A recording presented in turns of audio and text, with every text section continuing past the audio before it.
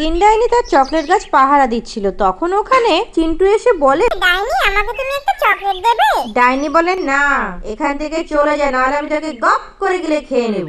তখন চিন্টু ওখান থেকে মন খারাপ করে চলে যায়। তারপর চিন্টু বাড়িতে গিয়ে টুনিকে বলে, মা আমাকে একটা চকলেট গাছ এনে দিবে?